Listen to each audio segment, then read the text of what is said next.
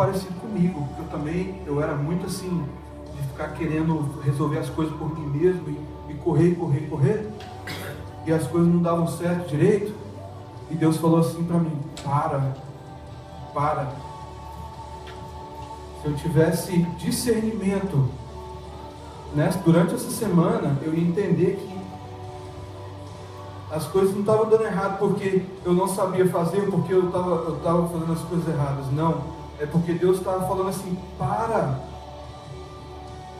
Gente, eu botava a mão no computador para trabalhar, parece que passou 15 minutos, mas já foram 4 horas. E aí eu parava de novo, ia almoçar, quando eu botava a mão de novo, mais 20 minutos, já foram mais 4 horas. Meu dia acabou, eu não fiz nada. Eu já estava nesse ponto. E aí eu falei assim, e ele falando comigo, ele falou: você tem que parar. Ele falou assim: não me interessa o que você vai fazer, mas desliga tudo, e vai ter um tempo com o Senhor. E a gente chorou junto ali no restaurante, e assim, eu nem falei para ele sobre a semana que eu tive, ou nem me lembro se eu falei ou não, mas assim, ele estava entregando uma palavra que eu não consegui discernir de Deus. Deus precisou pegar alguém e falar assim: faz isso. Tá bom. Aí eu passei essa semana, eu falei: amor, então durante essa semana agora eu vou sair de casa, só levei um livro, a Bíblia, levei um iPod com as músicas, levei meu celular, mas eu deixei ele o tempo todo desligado. E fui para esse lugar. Fui para a casa do pai do Malon. Passei uma semana lá sozinho no apartamento. Depois de aceitar Jesus, essa foi a melhor decisão que eu fiz para a minha vida. Foi a melhor decisão. Porque assim, quando esse amigo meu me falou assim: você precisa parar para ouvir. E uma coisa muito, muito séria que ele falou foi assim: não é para você ir para lá para ficar fazendo vigília e orando o tempo inteiro. Não, cala a tua boca e escuta. Foi muito forte que ele falou: cala a sua boca e escuta. Eu nunca tinha ouvido alguém falar isso assim: vou tirar o retiro, mas eu vou chegar lá e eu vou ficar calado para Deus falar comigo. Isso foi novo para mim. Eu falei: uau, essa aí eu nunca tinha tentado. E eu fui.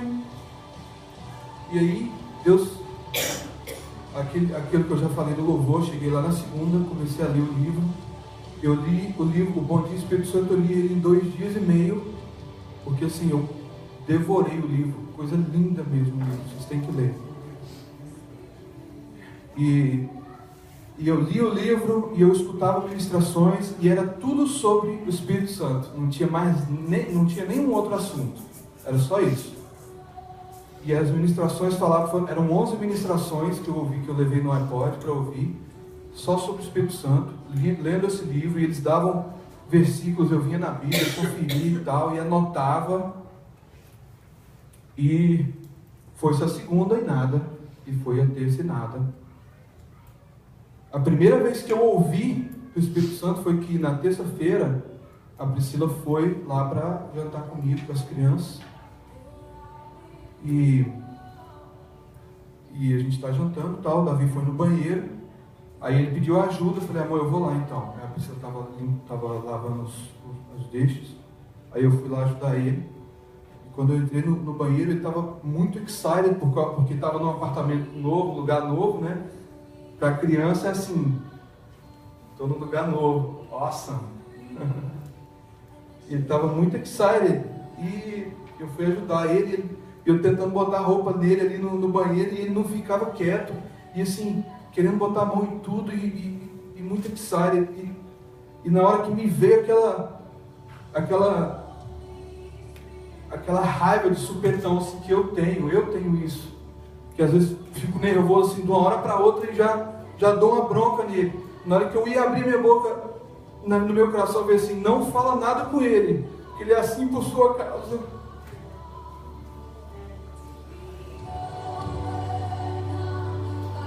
Eu falei, uau!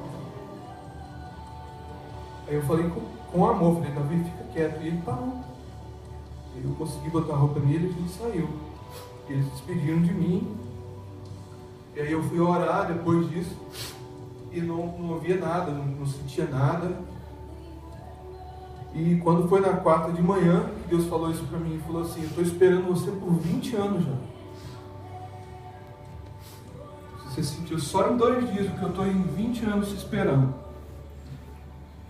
E aí, na hora que eu peguei o livro para ler, foi uma experiência sensacional. Quando eu peguei o livro para ler do Bom Dia Espírito Santo, parece que era outro livro.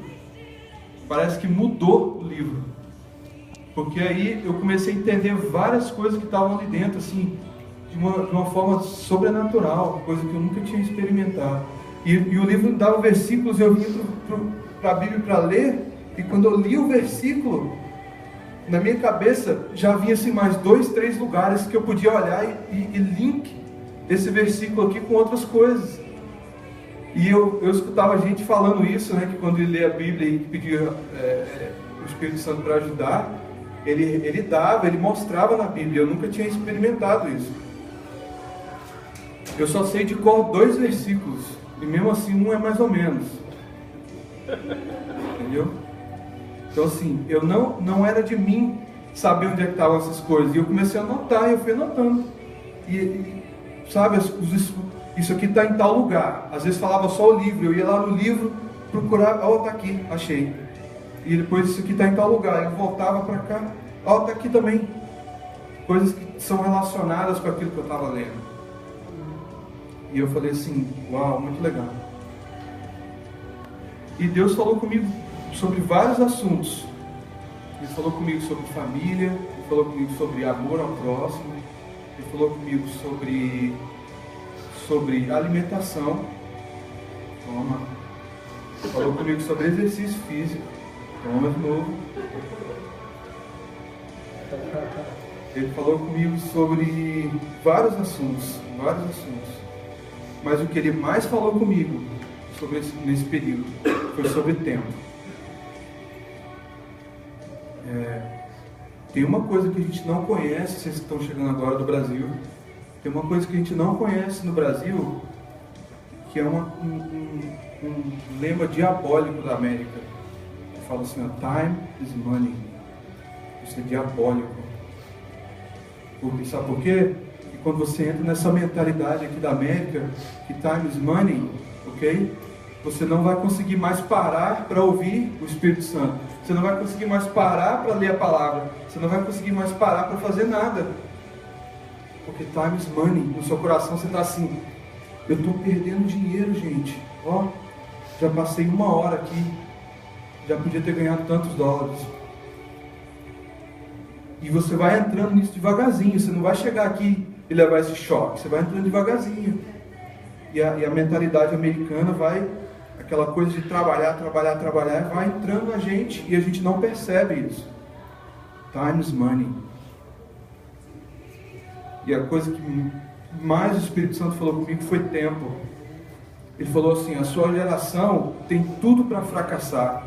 Porque vocês são a geração do flash news, do fast food, do internet speed.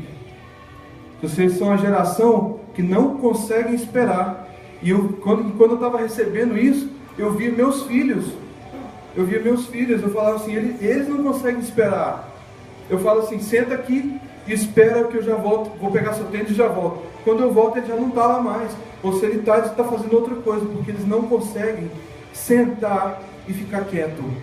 E eu tive a maior dificuldade de fazer isso comigo durante a semana. É muito difícil você sentar e falar assim, não vou fazer nada, agora eu vou escutar. É muito difícil. Para eu largar o meu computador em casa, para eu largar o meu celular de lado, foi muito difícil. Porque eu estava viciado em entretenimento.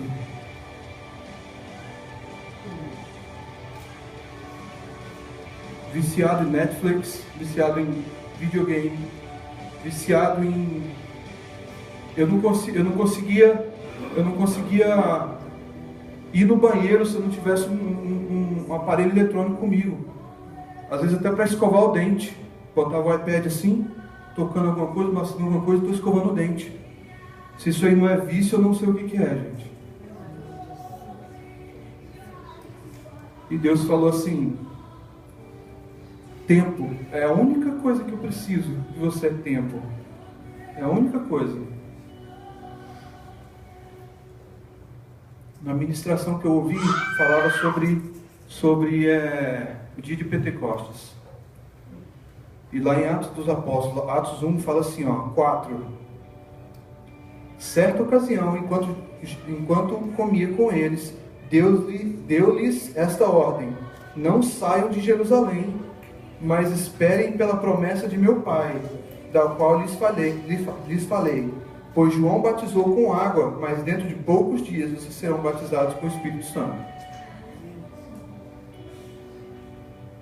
Assim que ele falou isso, e no versículo 9 fala assim, tendo dito isso, foi levado às alturas enquanto eles olhavam, e uma nuvem o encobriu da vista deles. Então assim, Jesus ficou com os discípulos, depois que ressuscitou, ficou com os discípulos 40 dias. Aí, no último dia, eles estavam tendo uma ceia, e Jesus falou: fica em Jerusalém, e vocês serão batizados com o Espírito Santo.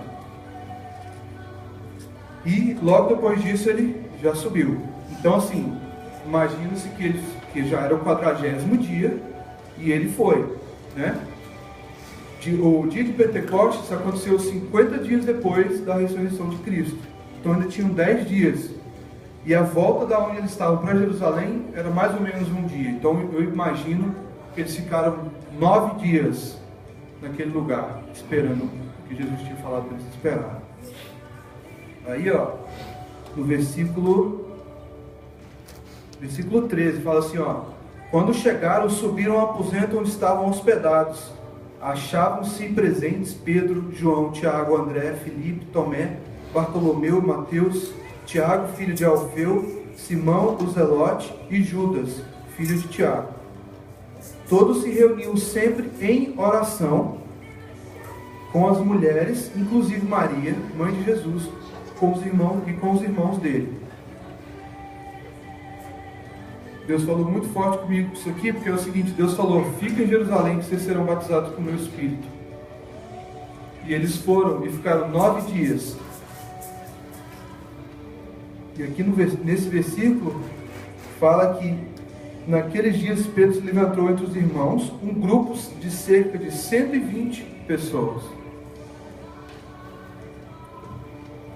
Aí a pergunta para nós, para todo mundo aqui: imagina se fossem 120 de nós para esperar aqui 9 dias. Orando. E aí? Se depois de 5 horas tivesse 2 pessoas, é muito. Isso mesmo assim ficou 2, porque uma veio de carona com a outra. Senão... Tempo, gente. Só tempo. E lá no capítulo 2 fala: a vinda do Espírito Santo no dia de Pentecostes. Chegando o dia de Pentecostes, estavam todos reunidos num só lugar.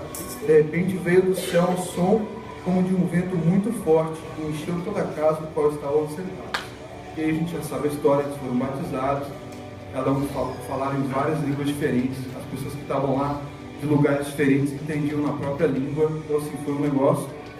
E daqui para frente é que começou mesmo o ministério dos discípulos. Daqui para frente foi. Então eu queria que você prestasse muita atenção, porque eu gostaria que você tirasse também um tempo com o Espírito Santo. Mas uma coisa que eu queria que você prestasse atenção é: não vai para lá para apanhar igual eu apanhei, não. Aprende com o meu erro. Aprende comigo. Vamos tirar um tempo para o Espírito Santo, para ele agir em nós, para ele falar com a gente.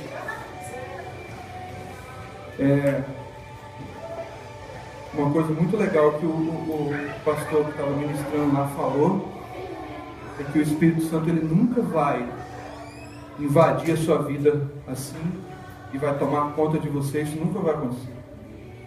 É você que tem que falar assim, ó, eu estou aberto, pode vir, pode fazer o que o Senhor quer. Ok?